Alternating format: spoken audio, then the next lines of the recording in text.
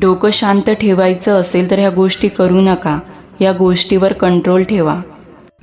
स्वतःची तुलना इतरांबरोबर करू नका. तसं केल्यास तुम्ही स्वतःचा अपमान करत आहात. किती वाईट वेळ आली तरी इमानदारी सोडू नका. धन आलं तर नीती सोडू नका. अधिकार आला तर गैरवापर करू नका. क्रोध आला तर कोणाला अपशब्द बोलू नका.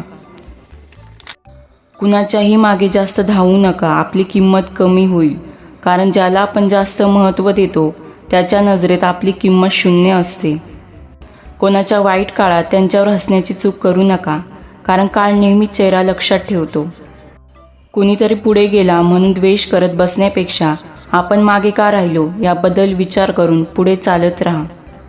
कोणतीही गोष्ट न चिडता न रागवता सांगणे हे ज्याला जमलं त्याला आयुष्य जगायचं जमलं. कारण समोरच्यावर चिडणं खूप सोपं आहे, पण त्याचं मन न दुखवता त्याला ती गोष्ट सांगणं तेवढंच अवघड.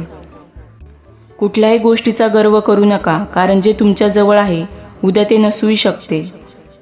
शांत राहणे केव्हाही चांगले. कारण जगात पाहिले तर जास्त बोलणारेच दुःखी असतात. तुम्हाला ज्या विषयाची माहिती आहे त्याविषयी कमी बोला आणि ज्या विषयाची माहिती नाही त्याविषयी मौन पाळा. वय आणि पैसा यावर कधीच गर्व करू नका. कारण ज्या गोष्टी मोजता येतात त्या संपतातच. आयुष्यात कधी कोणासमोर स्वतःचं स्पष्टीकरण देत बसू नका. कारण ज्यांना तुम्ही आवडता त्यांना स्पष्टीकरणाची अजिबात गरज नसते. आणि ज्यांना तुम्ही आवडत नाही ते तुमच्या स्पष्टीकरणावर कधीच विश्वास ठेवायला तयार होत नाही. आपले दुःख किती कोणाला सांगावे यालाही मर्यादा ठेवा.